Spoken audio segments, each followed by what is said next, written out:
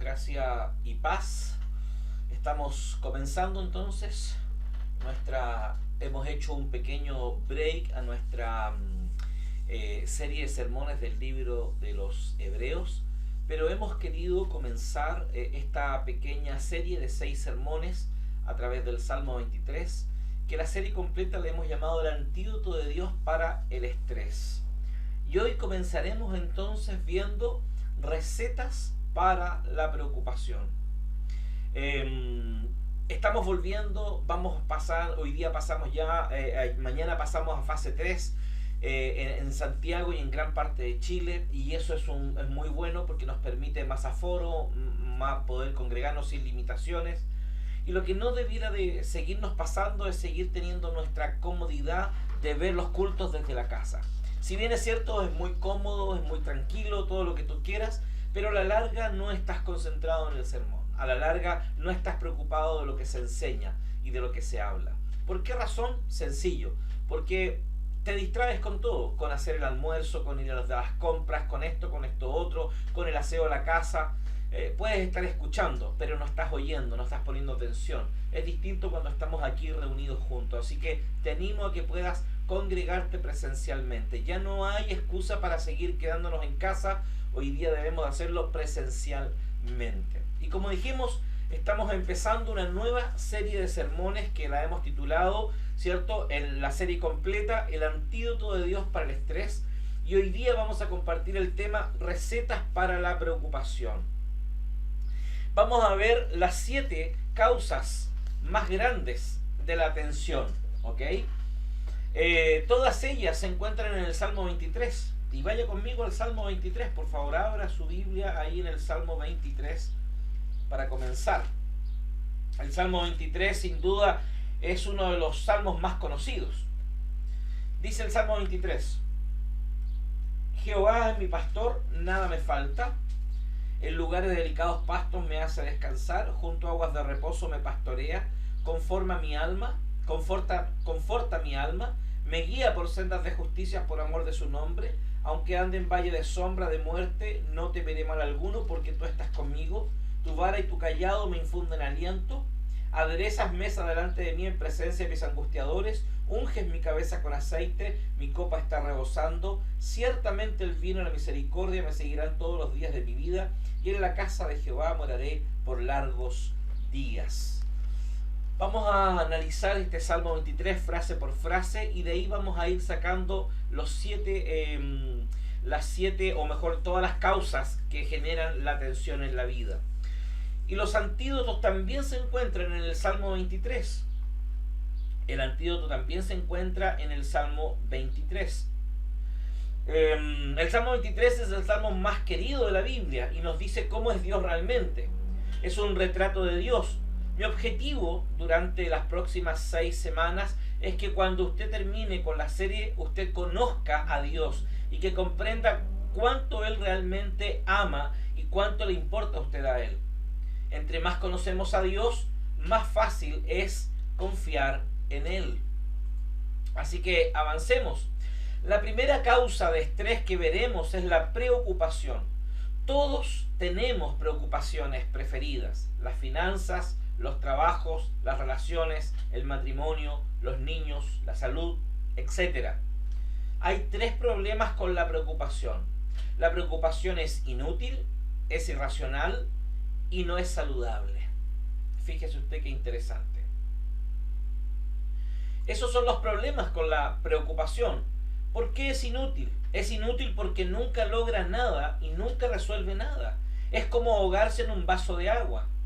Es como querer levantar el motor de un auto, querer arreglar el motor de un auto y levantarlo con tus propias fuerzas. Es imposible. Los mecánicos por algo tienen estas como anclas o como manos, ¿cierto?, con cadenas donde pasan por abajo el motor, y solamente con una manivela ellos pueden levantar todo ese peso sin hacer mayor peso. Preocuparse nunca ha resuelto los problemas. El preocuparse no puede cambiar el pasado por mucho que se preocupe. La preocupación no puede controlar el futuro. Solo nos hace la vida miserable. Es inútil, no funciona. Pero otro de los problemas de la preocupación también dijimos que es irracional. ¿Por qué es irracional? Exagera sus problemas, hace montañas de las dificultades pequeñas muchas veces. Solo hace que los problemas se vean más y más grandes. Entre más repase algo sobre lo que usted está angustiado, más grande se hará. Preocuparse por algo que no puede cambiar es inútil. Preocuparse por algo que usted puede cambiar es tonto. Cámbielo, tiene que hacerlo. De cualquier forma, no debe de preocuparse. Y en tercer lugar dijimos también que no era saludable. No es saludable. El cuerpo no fue hecho para preocuparse. No es natural. Cuando usted se preocupa, lo que obtiene son úlceras, dolores de espaldas, dolores de cabeza e insomnio. ¿Sabía usted que la gran mayoría de enfermedades que se manifiestan en nuestro cuerpo, en gran mayoría, no todas, pero gran mayoría de ellas, tienen como raíz una preocupación excesiva? Tienen como base una angustia, una preocupación desmedida del ser humano producto de algún punto principal. Interesante. Nuestros cuerpos no fueron hechos para preocuparse. Las plantas y los animales no se preocupan. Los únicos que se preocupan en la creación de Dios son las personas. Nos preocupamos y no fuimos hechos para preocuparnos.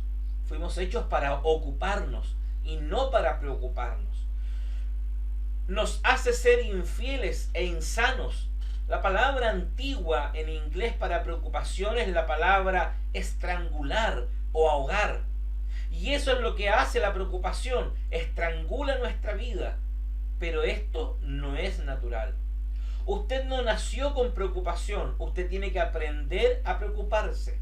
Tiene que practicar para ser mejor en esto. La buena noticia es que como la preocupación se aprende, usted también puede aprender a no preocuparse y sí ocuparse. Así que es importante, no naciste para andar preocupado, no nacimos con esa realidad en nuestro corazón. El Salmo 23, verso 1 nos dice: el Señor es mi pastor y nada me falta. Siempre tiene que leer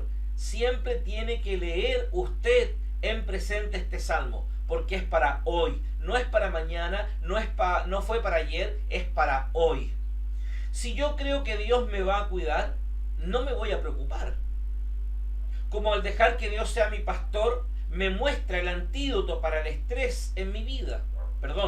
Pregunta, ¿cómo al dejar que Dios sea mi pastor, me muestra el antídoto para el estrés en mi vida? Si dejo que el Señor sea mi pastor, pregunta nuevamente, ¿es ese el antídoto para la preocupación? Usted tiene que saber lo que los pastores hacen. Por eso aquí el texto dice: el Señor es mi pastor y nada me falta. Nada me falta. ¿Qué hacen los pastores entonces? Nos preguntamos. ¿Qué hacen los pastores? Estoy hablando de los pastores de ovejas, principalmente. Un pastor provee alimento, abrigo y las necesidades básicas que sus ovejas necesitan. Un pastor también protege, él defiende contra el daño, ¿cierto?, de los enemigos naturales de las ovejas. Pero el pastor también guía. Él guía a las ovejas cuando están confundidas y no saben qué camino tomar. Pero un pastor también corrige a la oveja. Corrige cualquier problema que se presente, él lo tiene que corregir.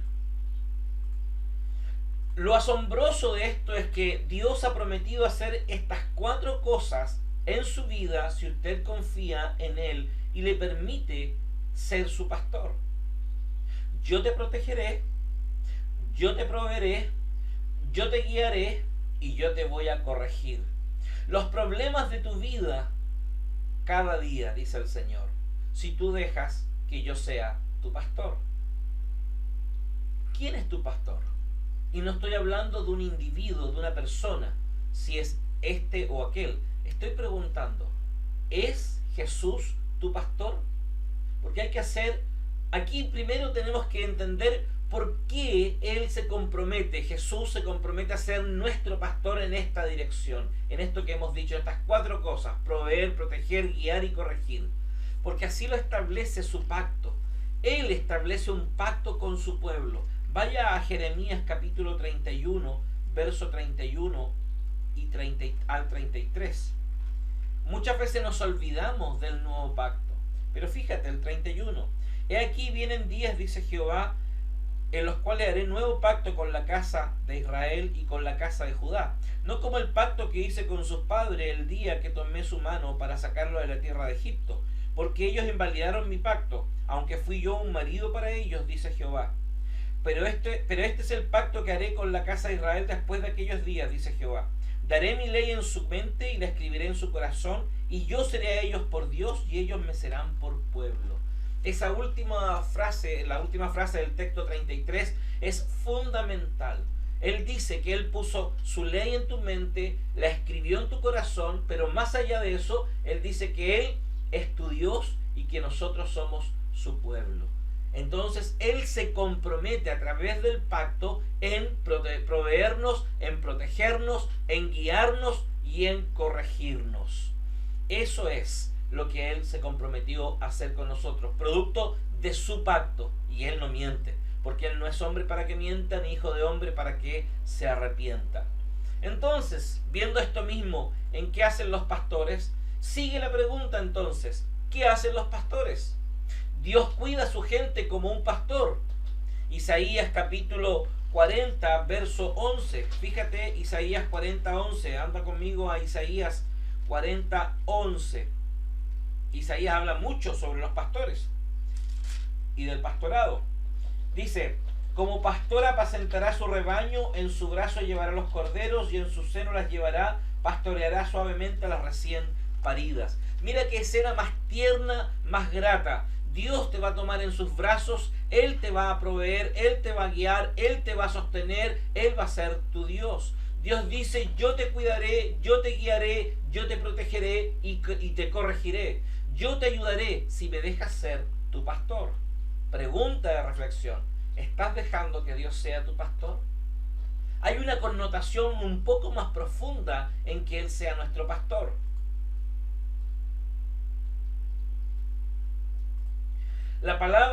Aquí la palabra pastor en el hebreo que aparece en el Salmo 23 es Raaj y significa el que gobierna.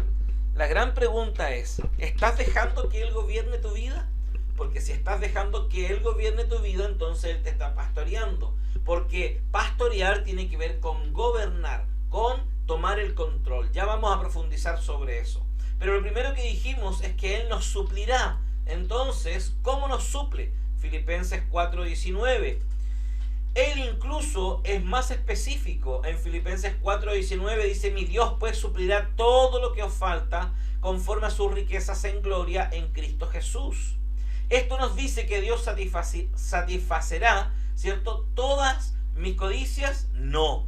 Hay una diferencia entre necesidades y deseos.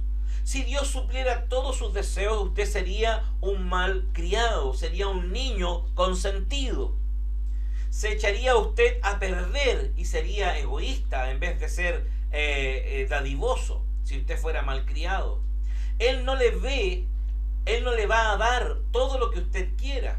Sería como el toque de Midas, ¿cierto? Pronto usted sería miserable, pero Él lo ha dicho: yo supliré todas sus necesidades. Dios nos dice: yo supliré. Él no dice: yo podría, lo pensaría, posiblemente. No, Él nos dice: yo supliré. Esto significa que el carácter de Dios está en juego. Él lo va a hacer, o Él es un mentiroso. Cuando Dios hace una promesa, su carácter está en juego. Él realmente va a hacer lo que dice, o Él realmente es un mentiroso.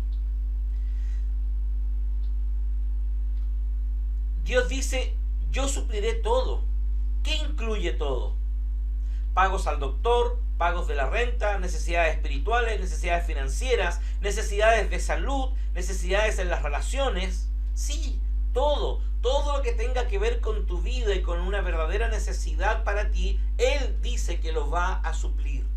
Si Dios ha prometido proveer todas tus necesidades, proteger, cuidarte, guiarte cuando estás confundido y corregir los problemas en tu vida, ¿qué es lo que nos queda a nosotros para preocuparnos?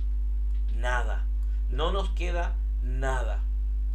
Cuando usted tiene una póliza de seguro, una vez que sabe que la cubre lo que cubre esa póliza, usted ya no se preocupa por eso otra vez, porque tiene la póliza. Bueno, si algo sucede de lo que está cubierto, usted no se preocupa por eso. Pero fíjate que en la Biblia hay más de 7.000 promesas que nos dan la cobertura que Dios pone para nuestra vida. 7.000 promesas, escúchame, la Biblia contiene más de 7.000 promesas que te dan la garantía que Dios te proveerá, que Dios te suplirá, que Dios te corregirá, que Dios te guiará. La gran pregunta es, ¿cuántas promesas de esas 7.000 usted conoce y las proclama día a día para su vida? ¿Cuánto usted le entiende que le queda por preocuparse? Preocuparse no solo es inútil, irracional, no es saludable, es innecesario. Si Jesucristo es su pastor, en cualquier momento en que usted se preocupa, está usted actuando como un ateo. Fíjate en esto, te lo voy a decir de esta forma. Si tú dices que Jesús es tu pastor y que confías en Él, pero cuando llega la situación difícil, tú confías en tu argumentación y tú confías en cómo tú resuelves las cosas, entonces tu respuesta es una respuesta atea, no confiando en Dios. A veces tenemos una intelectualidad de que Él es nuestro pastor. En nuestra mente sabemos y confesamos que Él es nuestro pastor, pero en la práctica no dejamos que Él nos pastoree. En esencia, usted está diciendo, Dios no va a cumplir sus promesas. Por eso yo tengo que actuar ante la dificultad, ante la situación difícil, ante el conflicto, ante lo que sea. Y debo preocuparme porque Dios no podrá hacerlo. Él no va a suplir. Él no va a suplir mis necesidades. Eso es lo que usted estaría diciendo cuando usted responde desde su propia perspectiva a una situación puntual. Usted está actuando como un ateo cada vez que se preocupa. El preocuparse simplemente es una práctica atea. Dice, yo no creo que Dios hará lo que Él dice que hará. 7.000 promesas, mis queridos hermanos. ¿Cuántas promesas de esas usted conoce? ¿Cómo puede ser Dios entonces mi pastor? Lo primero que usted tiene que saber es que la única forma en que Él sea su pastor es que tiene que reconocer a Jesús como Señor. Reconocer a Jesús como mi Señor. Dice el texto que leímos, el Señor es mi pastor. Él es quien ha de dirigir y mandar en mi vida. Ya les dije que la palabra Raaj, que es la palabra que aparece ahí para pastor en hebreo, significa el que gobierna. El Señor no puede ser un pastor hasta que el pastor sea su Señor. Y no estoy hablando de la relación persona. Estoy hablando del pastor en el sentido de nosotros como ovejas y Jesús como nuestro Señor. No estoy hablando en esta realidad congregacional nuestra, ¿ok? Yo como pastor de la iglesia, yo no soy el que gobierna su vida, ¿ok? Yo también soy oveja. ¿Me entiende, cierto? Y así cualquier otro pastor. Cualquier pastor que a usted le diga que tiene que decirle papá, que es como superior a usted, es un error bíblico pensar así, porque no es lo que está planteando las Escrituras. Usted no puede pedirle a Él que sea su pastor sin antes permitir que sea su Señor. Tengo que dejar de jugar a ser Dios y dejar que Dios sea Dios. ¿Cuál fue el pecado de Adán y Eva en el huerto? Es decirle a Dios, no quiero que gobiernes mi vida, no quiero que tú controles mi vida, yo quiero hacer mi propia vida. Eso significa el pecado del huerto del Edén, que trajo consecuencias nefastas para toda la humanidad. Y eso es lo que le decimos al Señor cada día cuando no dejamos que Él gobierne nuestra vida. Le estamos diciendo, yo no quiero que tú te metas en mi vida, yo voy a resolver mi propia vida. Pregunto, ¿Qué significa ser el Señor? Quiere decir tener el control. Señor simplemente significa quien está a cargo. Hoy nosotros podríamos decir el jefe de una empresa, el gerente de un negocio, el oficial de policía, el presidente de la mesa de directores, el presidente de la república. Señor significa tener el control. La persona que está a cargo, al mando, tiene el control. El que da las órdenes. ¿Quién da las órdenes en tu vida? ¿Son tus propios deseos? ¿Tus propios pensamientos? ¿Eres tú mismo? ¿Quién da la orden en tu vida? Jesucristo es el Señor en su vida. Si Él es el que da las órdenes en tu vida, si Él no da las órdenes, Él no es el Señor de tu vida. Y si Él no es el Señor, Él no es tu pastor. Porque el Señor es mi pastor. Amén. Reconocer a Jesús como el Señor. Juan capítulo 10, verso 14 y verso 27. Fíjese lo que nos dice el texto. Mire lo que dice los versículos. Yo soy el buen pastor, mis ovejas me conocen. Y el verso 27 dice, escuchan mi voz y me siguen. Reconocer a Jesús como mi Señor significa tres cosas. Mis ovejas me conocen, escuchan mi voz y me siguen. Tres cosas. Una oveja conoce a su pastor, escucha a su pastor y sigue a su pastor. Estas tres palabras son lo que significa tener a Jesús como Señor. ¿Usted lo conoce a Jesús? ¿Usted escucha a Jesús? ¿Usted sigue a Jesús? ¿Usted lo deja al mando en su vida? La preocupación, la raíz de la preocupación es una falta de control. Todas las preocupaciones por las que se está preocupando, cualquiera sea, la preocupación en un problema es un problema de control. La raíz detrás de la preocupación es el miedo de que usted no tiene el control. Qué interesante, hermanos. La preocupación es siempre un esfuerzo por controlar lo incontrolable. Preocuparse en asumir la responsabilidad que Dios nunca quiso que usted tuviera.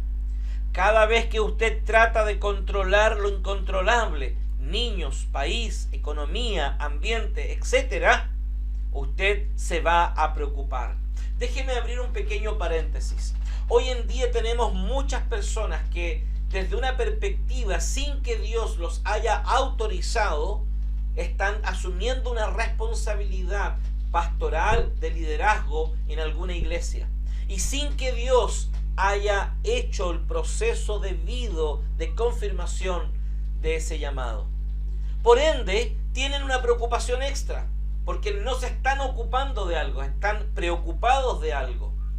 Y van a poner de sus dineros, van a poner de sus finanzas para justificar el llamado que supuestamente Dios les ha dado, pero que aún no ha confirmado. Porque Dios tiene claridad a la luz del Evangelio en cómo confirma el llamado de una persona y quienes deben de confirmar ese llamado. El llamado no se confirma porque yo le digo a la gente lo que yo siento o creo de Dios para mi vida. El llamado se confirma cuando de forma natural las personas me siguen. No porque yo les digo que estoy cumpliendo una función. No confunda esa realidad. Cierro el paréntesis.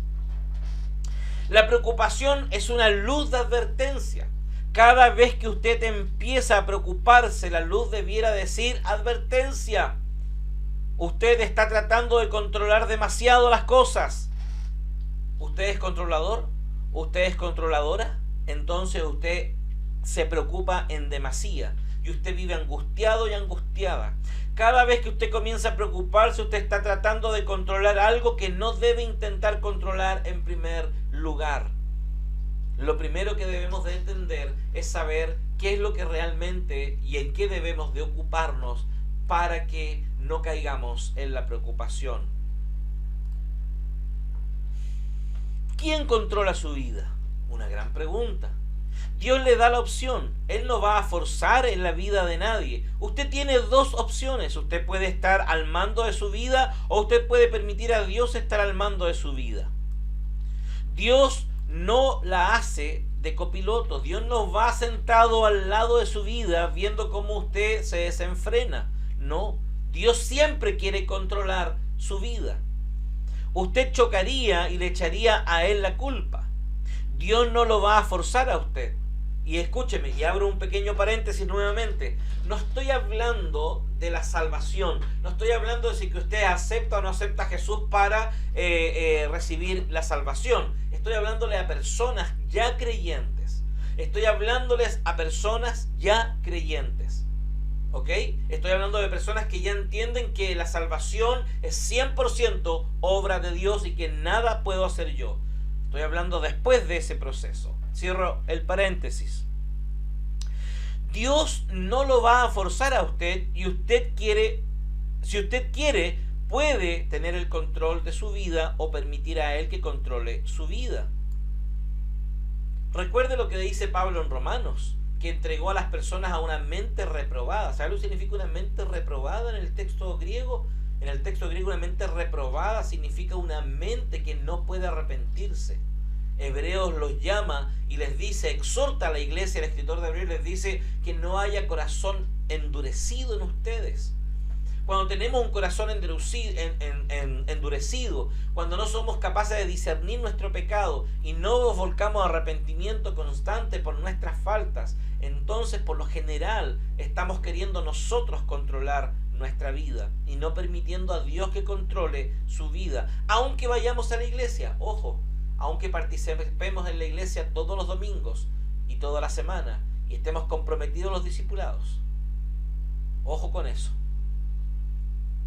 Él tiene el poder de hacer que las cosas sucedan, no usted. Usted no va a cambiar a su esposo o a su esposa. Usted no la va a cambiar. Dios no le pide a usted que cambie a su esposo o a su esposa. Dios le pide a usted, esposo o esposa, que ame a su esposa, porque los cambios los va a provocar Él. Usted debe de orar por Él, motivarlo a Él o a ella, ¿cierto? Buscar en su presencia la dirección del Señor, pero usted no va a provocar los cambios en su esposo o en su esposa. Y mientras usted no aprenda esto, usted va a seguir luchando para que su esposo, su esposa cambie.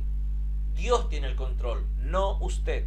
Y en la medida que usted se rinda a ese control y descanse en el Evangelio, usted seguirá luchando por el control de su entorno. Pero Él todavía le va a dar alguna opción. Si usted está controlando su vida, usted está jugando a ser Dios. Jugar a ser Dios es la raíz de la preocupación. Cada vez que usted empieza a jugar a ser Dios, usted se va a preocupar. Cuando usted empieza a tratar de controlar las cosas y hacer que funcionen, y se obliga a usted mismo a controlar muchas cosas que están fuera de su control, entonces hay dentro una pequeña voz que dice, ¿a quién tratas de engañar? Usted sabe que usted no es Dios y usted y Dios saben que no tiene todo en orden. Es un problema de control. Realmente, si somos honestos, en muy pocas opciones nosotros somos capaces de discernir lo que realmente nos está pasando. Si usted está dirigiendo su propia vida sin la dirección de Dios, usted debe estar preocupado entonces. La mayoría de las cosas en su vida usted no la puede controlar. Entonces usted tiene toda la razón para preocuparse, porque no las puede controlar. Pero si Dios está dirigiendo su vida y Él es su Señor y su pastor, usted sabe que Él puede controlar cualquier cosa para que usted no se preocupe. ¿Yo dejo que Jesús sea el Señor de mi vida o no lo dejo? ¿Estoy descansando en la gracia del Señor en mi vida o descanso en mi propio conocimiento, en mis propias herramientas? Para ir concluyendo entonces, ¿cómo entonces dejamos que Él controle nuestra vida, sea el Señor, nos pastoree y sea nuestro proveedor, nuestro guiador, nuestro corregidor y aquel que nos suple? Comience orando. Orar por todas las cosas que normalmente le preocupan. Simplemente hable con Dios. Él quiere su amistad y no tener una relación y tener una relación con usted. ¿No tiene tiempo para orar? Tiene tiempo para preocuparse, sí, ¿cierto? porque no tenemos tiempo para orar, pero sí tenemos tiempo para preocuparnos. Si nosotros oramos por todas las cosas que nos preocupan, tendríamos mucho menos por qué preocuparnos. El preocuparse no cambia nada, ¿cierto? El preocuparse no cambia nada. Orar sí. Preocuparse es ahogarse en un vaso de agua. Orar es estar en contacto con Dios, quien puede cambiarlo. Siempre que yo estoy angustiado tengo dos opciones. Puedo entrar en pánico o puedo orar y descansar y saber en que Dios va a hacer lo que yo no puedo hacer. Cambiar a mi esposa, cambiar a mi esposo, cambiar el corazón de un hijo, no cambiar el corazón del hijo, etc. Él puede hacer lo que yo no puedo hacer.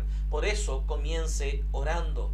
Ahí está, en la oración estamos demostrando que descansamos y que Dios tiene el control y no nos afanamos, no nos angustiamos, no nos preocupamos. Mira lo que dice Filipenses 4:6. No se preocupen por nada, en cambio oren por todo y díganle sus necesidades a Dios. Ahí está en una versión más moderna. Si ustedes hacen esto, experimentarán la paz de Dios, que es lo más maravilloso que la mente humana puede entender. Aleluya. Cuando venga la preocupación, la angustia, la situación difícil, búsquelo en oración. Descanse en oración, póngalo a los pies de la cruz. Póngalo a los pies de la cruz y deje de ser usted la fuente de la verdad, deje usted de ser la fuente de solución, deje de ser usted la fuente que trae la dirección y los cambios al otro y deje que Dios haga ese trabajo que usted no puede hacer, porque el único que conoce nuestro corazón realmente es el Espíritu del Señor. Así lo dice Romanos capítulo 8. Que es el Espíritu de Dios quien conoce y discierne los pensamientos y las intenciones de nuestro corazón. Cuando alguien me dice algo, yo tengo que creerle, porque yo no puedo discernir lo que está pasando en su corazón. No puedo discernirlo. No puedo discernirlo. Pero sí Dios puede discernirlo.